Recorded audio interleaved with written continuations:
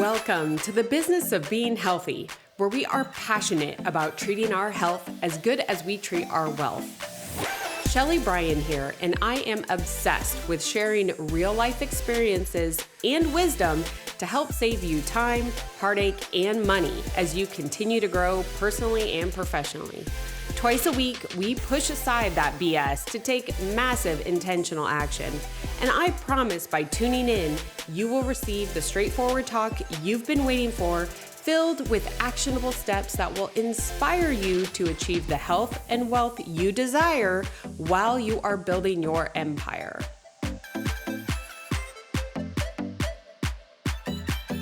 Well, I hope you're ready for today's episode. This is one that I am very excited to share.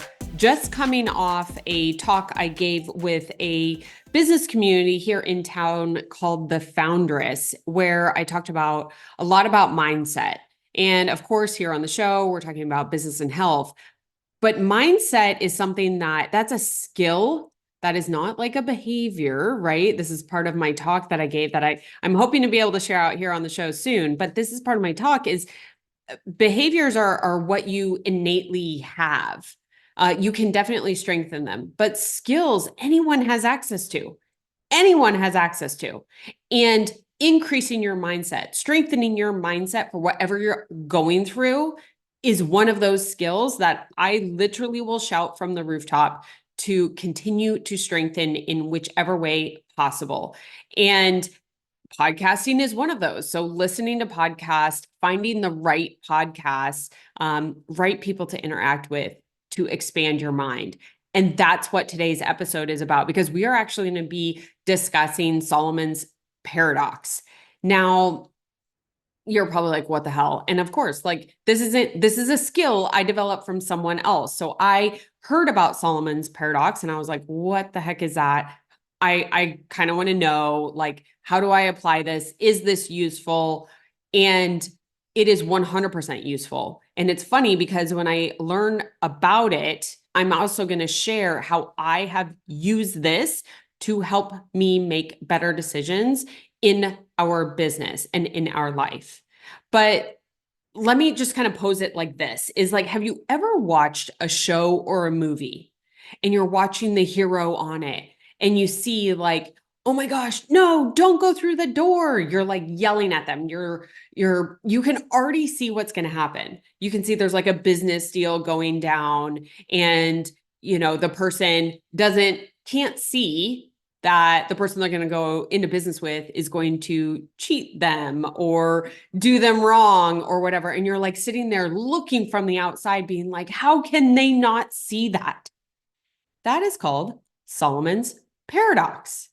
And it got its name from King Solomon, who, obviously in biblical times, this King Solomon was known for being like synonymous with wisdom and great advice. That being said, his personal affairs were incredibly short-sighted. So he could give great advice, but his own life, kind of a disaster. And there was a paper that was actually written by two psychologists, Igor Grossman and Ethan Kross, back in 2014. And it introduced the idea of Solomon's paradox. And what they found were two things, is that one, that people display wiser reasoning about other people's problems compared to their own, right? It means that we're much better at dealing with other people's lives than dealing with our own. And the second idea that came from their study and from this paper is that when we try to eliminate self-immersion, and what I mean by that is like when we try to distance ourselves from our own problems, we are somehow much better at making sensible decisions. And there's really kind of two thoughts when it comes to wisdom here. Is that there's general wisdom, which is said to be interpersonal. It's between yourself and someone external to you. And then on the other hand, you have personal wisdom, which is intrapersonal. It's between yourself and your own affairs. And this is something that over the last several years, I didn't realize what I was doing. I was actually implementing Solomon's paradox into my life, because there are certain times where I'm in a business decision with one of our businesses back in the day. We have gone all in right now in our construction company, but it was like, until I could pull myself out, until I could look at it from other people's perspectives. This is just a skill that has been developed in me over time. And you can too. But the more that you pull back, the more that you give distance and or time, you are actually able to make better decisions. And there are some people that are really horrible at advice and some that are really good. Those are the people that have strengthened this skill of Solomon's paradox, and those have not, right? Think of it as like the do as I say, not as I do type of people. So let's talk about this for a minute, because if it is now proven, it's studied that we make better decisions for others because of the distance. Well, then how can we actually do that for ourselves? And I'm going to share you 4 ways that I have been able to do this for myself. I'll give you examples on how I do it, but how you can too. And this is something that you can do. Like, I've had to do this similar. I didn't have a name for it. It's so nice to have like a name for it, right? Like, I was actually using the skill of Solomon's paradox to make these decisions when I was dealing with family issues, when I had business decisions, when I had employee or team decisions that we had to make, good or bad. Stepping back, distancing yourself is a position of strength. So let's talk about how we do this. And the first one I would say is coaching yourself. Now, you can look at this as talking to yourself. You can be like, oh gosh, I'm crazy. What is Sheley, offering at this point? But when you coach yourself, you could pay thousands of dollars to have a coach, or you could coach yourself. You can have those conversations, call yourself out, be brutally honest with yourself so that you can see the areas or the holes or the gaps that will help you make better decisions. Now, one way that I've heard about this being done recently that I am actually implementing this year, I haven't tried it, so I don't want to speak on it specifically, but I heard from, you guys know I listen to Alex Hormozy. I listen to his podcast, and he actually has one day a week, he has like an hour booked on his schedule, and he actually types it out. But his coach is his 80-year-old self. So you can position yourself 10 years from now. Like right now, I would say earlier in my life, it was more like annual goals. Chris and I now, with our construction company and everything we're doing, we're talking in decades. So now I can be like, all right, I'm 43. So, okay, my 53-year-old self, what would they say to me right now? Because I have shared on this episode again, or excuse me, on this show again and again, like these are 10 things I would have told my 33-year-old self. Like, you have it in you. You need to picture yourself 10 years from now and have that conversation back and forth. So that's what Alex does, is he has a document open and he literally goes back and forth to his 80-year-old self, to his current self. What would his 80-year-old self say? Trust me, it is going to be something very different. I will report back when I implement this. I'm actually implementing it next week. So I just heard about it. I'm going to implement this, but he talks to his 80-year-old self. I want to talk to my 53-year-old self. So I think even that gap is going to be enough to provide that space so that I can make better decisions. So that's number 1, coaching yourself. Number 2 is journaling. Now, listen, you're either a journaler or you're not. And if it's something that you're like, hell no, Sheley, I'm not going to journal, don't do it. Like, I'm not here to be like, this is the only way to do it. I'm just sharing what has worked for me that could work for you. And so I am not a journaler. I'll be first to say I am not a journaler.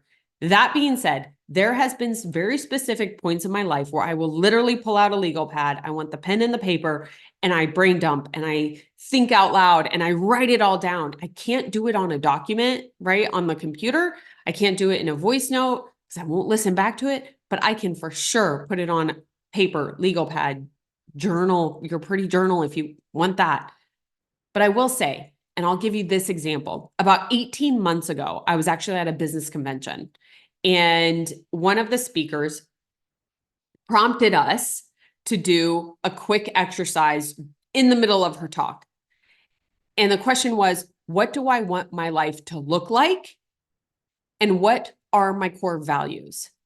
And so I'm just following along. I'm a note taker. So I love taking notes. I don't like journaling, but I love taking notes. So I just went along with it. And I put down exactly what I wanted my life to look like. And then I put down my core values. And then the next question that she asked us was, now evaluate the current business or businesses that you have against what you wrote and which ones do not align. And I kid you not, it literally hit me like a ton of bricks. And I was like, I have to shut down this business or remove myself from it, because this business, and this is a business that I had for a very long time. I grew, we did a lot of things with, but it was no longer aligned with my core values. And once I did that, I got to step back and make a better decision. And I like literally cannot look back. It was such a good exercise for me to do. Now, have I used journaling since? No, I haven't. So again, the 4 tools I'm giving you here are just use them when you want them, use them when you don't. So the first one was coaching, the second one, journaling. I gave you the one time I did it. It was super powerful, so I wanted to share it again. And then number 3 is to bring someone in who will be brutally honest with you.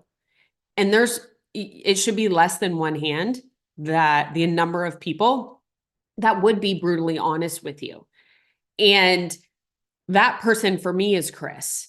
We've been together almost 23 years. We've been married 19, coming up in May. And he's been my biggest supporter, but he's also been the person that I know that I can go to and I can talk to, and he'll call me for my BS. And he'll be like, why are you thinking like that? The other thing that I actually love about Chris, I mean, there's multiple things. If you follow me on social media, you see how much, we work together now. We have 2 kids, like we're together a lot, is I actually love the male perspective on a lot of different ideas and topics, because where we as women can, and if you're a man listening to this, just know your significant other or your friends, your friends that are female, like we can internalize and overthink stuff where men have already moved on. And it's like a joke. I've shared this on another podcast where I'm like, aren't you upset with that? And Chris is like, no, I already just moved on. I like moved on with my life. And it's so refreshing because I've gotten, actually, this is a skill I've strengthened. I would internalize stuff and think about it and want to go back and redo it over. And now I'm just like, you know what? I just moved on with my life. It's like a fun joke that we have. But having Chris has been absolutely one of the biggest assets to my growth, my decision-making, my mindset. So finding that someone, and it doesn't have to be a significant other. I have one friend too that I'm thinking of, and literally we could not talk for a month, pick up, and it's like we just talked an hour ago. And she is that one that I know will be honest with me too. So you could bring someone along that can help you distance yourself from the decision that you are needing to make so that you can get a new view on it. Now, the last one is one of my favorite things that I've also talked about when you got to make decisions and you want to remove yourself so that you can look at it from all directions and be able to make better decisions, is incorporate movement. Now, that's going to look like something different for everybody. So here's what I do, but whatever works for you, you go do you. For me, when I need to be creative or when I have something on my mind, sitting still and stewing over it kills me. I have to go move. So for me, it's running or it's walking. Those are the 2 things. Now, in the summer here in Arizona, when it's 120, you will not find me walking outside. That being said, we have a treadmill in our office. We have the gym. We have a couple gyms that we're a part of. When I have decisions or something weighing on my mind, I go move. That movement gives me something else to focus on so that it's not like my first thought when I'm trying to make the decision. It pulls me back. It opens up my mind so that I can see possible other solutions or ways to handle the decision that I need to make. And this has been so powerful. I'm not relating this to health. This is for my business, for numerous business decisions that we have had to make over the last several years. When it's tough, I go move. And when I move, I get clarity. I'm able to look at it from a different perspective and make better decisions. So just to sum it up one more time for you, because Solomon's paradox is something to be aware of. This is a mindset skill, being able to distance yourself from the decision so that you can look at it from different angles and make better decisions. But the 4 ways that I gave you, and I gave you my personal examples, these are actually studied as well, is coaching yourself. They call it talking to yourself. I call it coaching yourself. Coaching yourself, journaling, whatever that looks like for you. Bring someone in who will be honest with you. It's like I said, the list of people that you're thinking of right now, it should be like 1 or 2. And I'm talking brutally honest, not the person, you don't want the person that's going to be like, yeah, that's great. That's great. If they're doing that, that's not your person. And then the last one is incorporate movement of some sort. So I would love if this if this like hit home for you, if you have some decisions coming up, try utilizing these methods to really help distance yourself from them and understand that Solomon's paradox is a skill that you can strengthen. It is a way that you can evaluate decisions in a much better mindset. Again, thank you so much for joining in, but don't forget to share this. And if one hits home with you, tag me. I would love to hear which one is hitting home with you. And if you also I'm recording this on video too. If you like YouTube better, hop over to my channel, make sure you subscribe, and let's connect and make sure that we're, kicking butt together. Have a good one.